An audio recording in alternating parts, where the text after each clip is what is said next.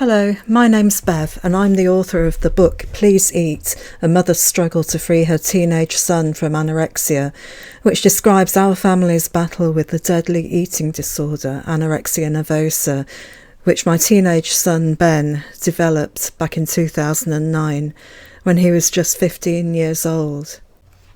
This post from the 22nd of May 2011 looks back on the very early days when I just had this little niggle in my mind that something wasn't quite right, but I couldn't put my finger on it. It was way back in the early summer of 2009, and this post is called Kentucky Fried Chicken Advertisement Makes Me Think Back. Watching a Kentucky Fried Chicken ad on the telly yesterday reminded me of the very early indicators that all was not right with our son back in the summer of 2009. It was early August, and my husband, Ben, and Ben's friend and me had gone down to London for my husband's sister's birthday party, a lively drinks and buffet party at her home. I was vaguely aware that Ben wasn't eating much, just picking at the buffet now and again and being very selective with what he ate. On the return journey, we stopped off at a motorway service station for something to eat. While we three tucked into some, not very nice I hasten to add, Kentucky Fried Chicken, Ben went off to see what else he could find to eat. Ages later he came back with a sandwich, and I was acutely aware that here we were, my husband, me and Ben's friend, eating our meal, yet Ben had gone AWOL to locate something, quote, more healthy, unquote, to eat. These were just two occurrences that indicated that something odd was happening. Meanwhile, the previous month, we'd been on holiday to France, where Ben was swimming 100, very short I must add, lengths of the pool at the villa we were staying in and going for a run every single day. He was also avoiding snacks like ice creams.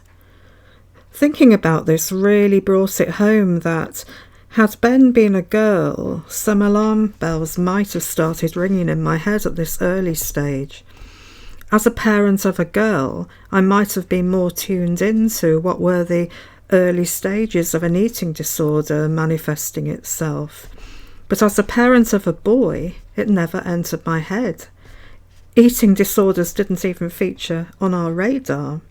I had an inkling that something wasn't right, but I didn't know what. This continued throughout the summer holidays as Ben swapped socialising for punishing daily trips to the local gym, followed by runs or cycling.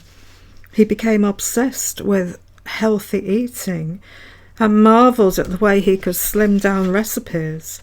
He became a keen cook. His mood started to change too as he began to withdraw into himself. But it took until late September before I was prompted to take him along to the GP.